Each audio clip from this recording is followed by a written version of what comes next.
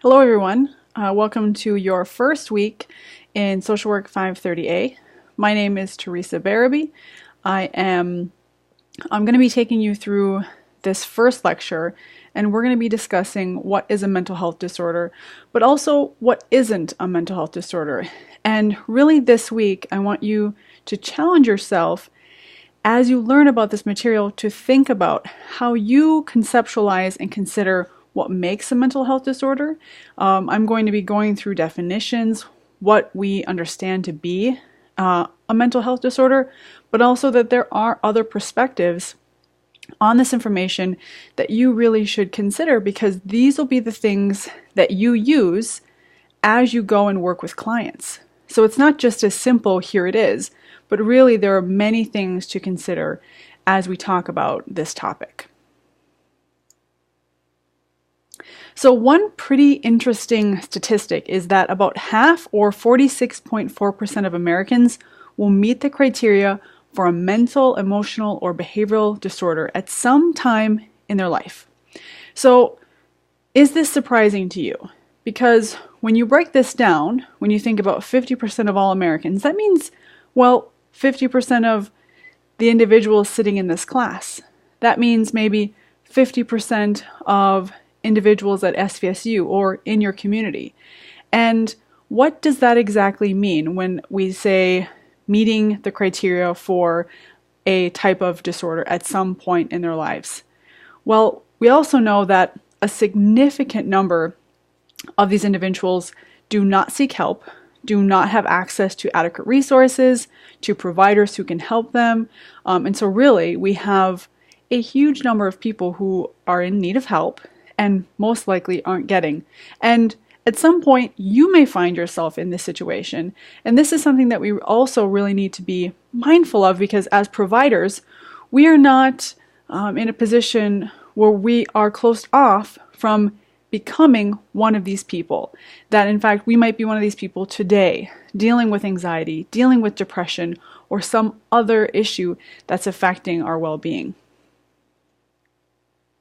So I want to take you through the definition of a mental disorder per the DSM-5. And take a second to read this. I'm going to read it out loud, but this is something that you really need to know. It is a syndrome characterized by clinically significant disturbance in an individual's cognition, emotion regulation, or behavior that reflects a dysfunction in the psychological, biological, or developmental processes underlying mental functioning. Mental disorders are usually associated with significant distress or disability in social, occupational, or other activities. That's a huge definition. So a big part of today is we're going to break that down so that when you think about reading this and trying to understand it, you actually know what are the words that I'm reading. So what does a syndrome mean? And this is important when you think about, well, can you think, if I had to tell somebody, what is a syndrome? What is a syndrome? So it's a group of symptoms which consistently occur together. A group of symptoms that consistently occur together, or a condition characterized by a set of associated symptoms. So again, we hear that word symptom, so when you think of the word syndrome, kind of think of, symptoms. Associated symptoms, a group of symptoms that are coming together to show us something that's consistent over time. Now, what does clinically significant disturbance mean? And when we talk about clinically significant, when we talk about that in the research lens, this means something that when we look at treatment outcomes, that is going to have a large enough impact that we can say it's clinically significant, or it's evidence-based enough to say we are going to move forward and treat with that. There's evidence to support that, etc. So when we talk about clinically significant disturbance, we think about having genuine, palpable, noticeable effect on daily life. And really what this means is calling attention for the need for treatment to really aid in this type of disturbance. So again, thinking about palpable, noticeable effect on daily life, where we really do need treatment intervention to help with these types of things. And this is an interesting thing, so some food for thought as you think about this clinically significant disturbance. So you may have struggled with anxiety or depression. So think about your own subjective understanding of something that you may have struggled with. You may have said, I really have a lot of anxiety. I have it every day. Okay. Well, in terms of disturbing your cognition, emotional regulation, or behavior, how much does that impact that? I might say, I wake up with anxiety every single day. Are you still able to go to work? Are you still able to get your assignments done? Are you still able to be a parent? Are you still able to be a partner? Is it impacting those elements? So it's interesting because sometimes when we talk about this clinically significant disturbance, from a subjective perspective, I could say my anxiety is really impacting my quality of life. And then depending on the medical model perspective, is it impacting your ability to do what you have to do? Well, I'm able to make it to work. I'm able to take care of my kids. I'm able to be a partner. I'm able to show up at work and have a good face on. Does that mean that you're clinically significantly disturbed? This is where, in terms of when we think about the critical application of the DSM, we really have to give this some significant thought. So just one thing that you can start to think about in terms of using this manual, but also having a critical perspective when we use it. Now, as we continue through the definition, it says dysfunctional in psychological, biological, or developmental processes. So this dysfunction piece. And what does it mean to be dysfunction? So how much is your issues impacting the function of your daily life to the fact or to the point where there is dysfunction? Is it so much so that maybe I wake up with anxiety every day and psychologically I am very distressed? So maybe I'm able to make it to work, be a partner, be a parent, but psychologically I am extremely distressed. So this is why, in terms of thinking about the spectrum between psychological, biological, and developmental processes of mental functioning, why it's so important to consider all of them. It's not just one area. And that's why, in terms of when we think about this definition, it being so big, it really covers a lot of areas. So when we are seeing dysfunctional impacts that affect us across those spectrums, that's when we think about, okay, somebody might really be struggling with something. And this significant distress, okay? And this is an important part as well. So what is egosyntonic versus ego-dystonic? And really this talks about egosyntonic is our instincts or ideas, thoughts and feelings that we find acceptable to ourselves. I might have a thought about something and that matches up with how I see myself, my values, and way of thinking. And that really doesn't disturb me or cause me much harm. Ego-dystonic would be thoughts, impulses, behaviors that I feel to be disturbing or unacceptable to my perception of myself, or the concept that I have of myself.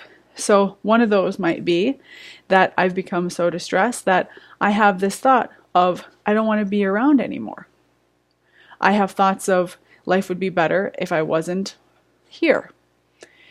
And I might find that thought to be very distressing because, well, I've never thought of myself as suicidal or that depressed, but I just had that thought.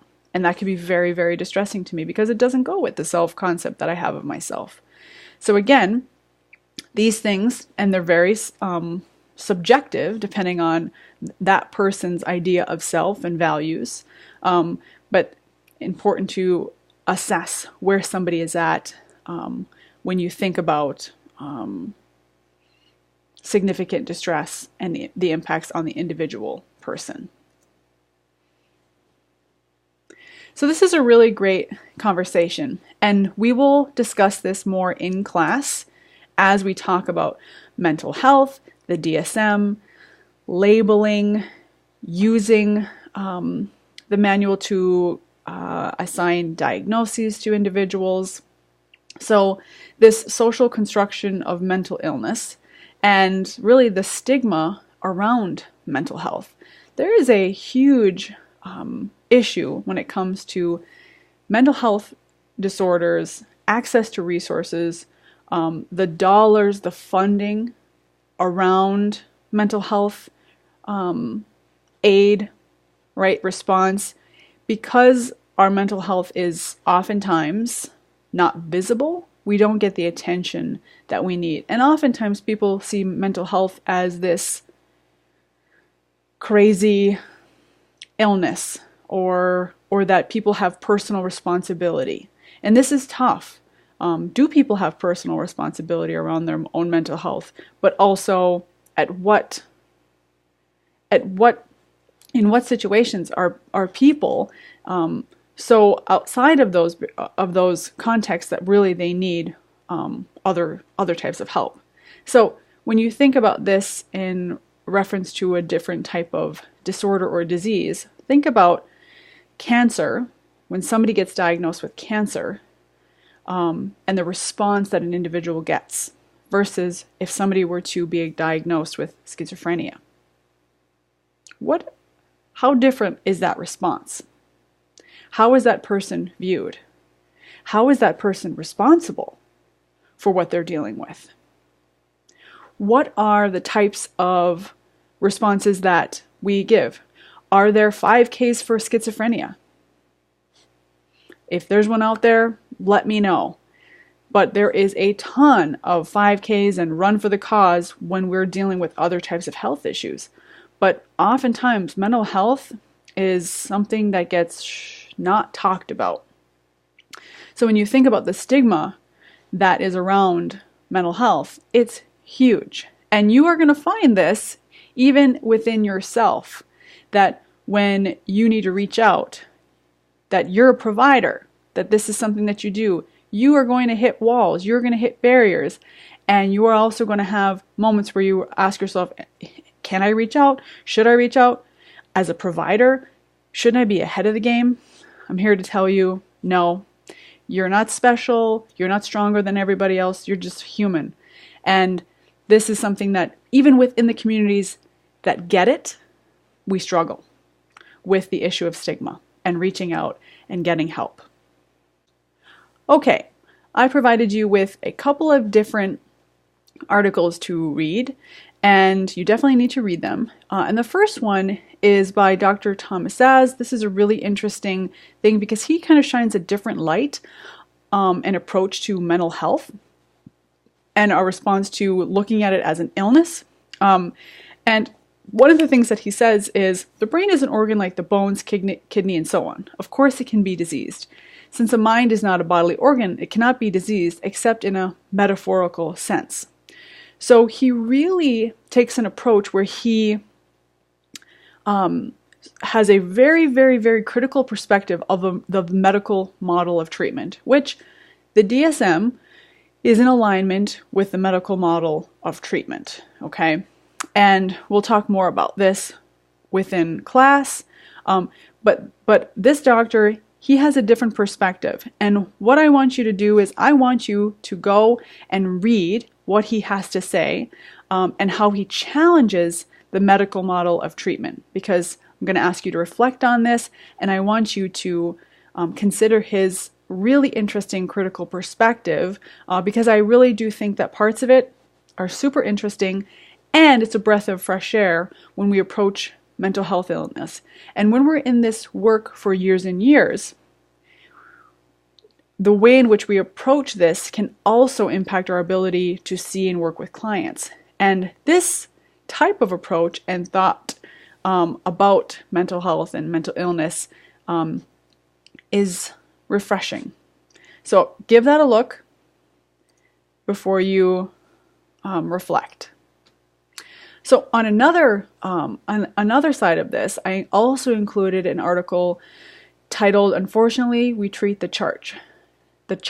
Sources of Stigma in Mental Health Settings." And what this study did is it looked at understandings of practitioner beliefs, attitudes, and practices that might contribute to stigma in settings where people go to receive help for mental illness. And the setting was a community mental health. They did interviews. There was 15 participants, and the majority of the participants were licensed MSWs. So much like yourself in the future. And it was really interesting. They interviewed them, looked for themes on these different areas. And I'm just going to point out a couple. Again, you need to go and read this article in its entirety. It's very interesting. I do not think it'll bore you in the least.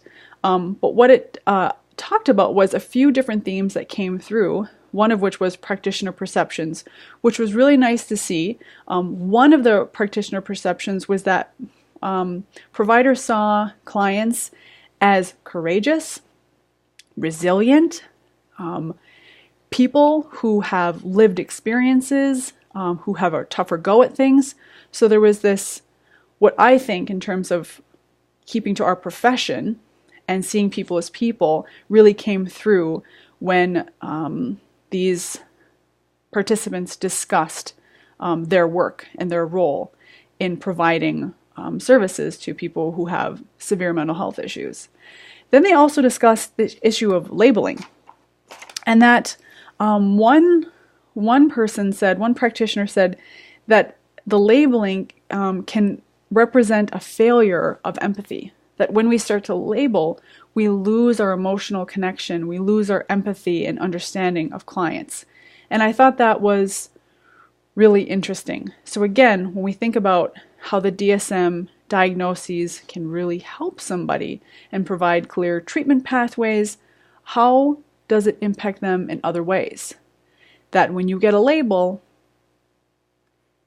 how does it impact in just that one setting of between yourself and the provider? Are these people then hearing that label and then disconnecting? Because if I find out somebody has narcissistic personality disorder, that tells me that there are certain things I can and can't do with that person. And it also is more than likely going to affect my ability to have empathy for them. I thought that was really interesting. The other issue is, one of the clinicians said, the power of the pen. So that if I give you a label, regardless of what you say and do to me, I can categorize what you say as some form of mental health issue. So there has been different articles, and you may have seen different movies where people in mental health institutions, regardless of what they do and say in any other context, could be seen as very normal, but put within a mental health context, everything they do seems dysfunctional, seems disturbed. And that is a really slippery slope. So the other thing that was brought up, and again, I'm only talking about a few themes. There was a whole bunch that I want you to go back and read about, was the effects of labeling. So you may have heard this come up where somebody gets a diagnosis and it's a life sentence. Sometimes this can be very freeing for people. Finally, I know what it is that I have. I have a means now to treat. Other people can see it as very much, I am doomed. This is a life sentence. I can never get rid of this. This will always be a burden. That can be very, very challenging for people. And one thing that's interesting too that another person brought up was that we don't treat the same way as we did in the 50s. We don't have sane asylums where we put people away. But in fact, we want to work with people, treat them, but also have them live in our same communities, where our communities are not exactly accommodating to these folks who have severe mental health issues, which then makes it harder on the people providing these services. So I think these things are really interesting. And when we think about mental health, treating, how we approach, the frame of reference that we use, this all goes into the work that we do and the work that we provide. So I want you to complete the readings. I want you to obviously have listened to this lecture, and then upon that, engage in some reflection. So I've given you some prompts that I want you to use, and I want you to consider this lecture, the interview with Dr. Thomas Sass, the article that I just discussed, and your own critical perspective. So something to consider. You're now starting your master's program, and with this means that you're required to engage in critical thought and critical perspective throughout your entire time in the MSW program, and it starts now. So I want you to, with the collection of these resources and your own brain, to think about mental health, stigma, how we're approaching working with clients, the use of the DSM, and respond to the prompt that I have. Enjoy the rest of your day.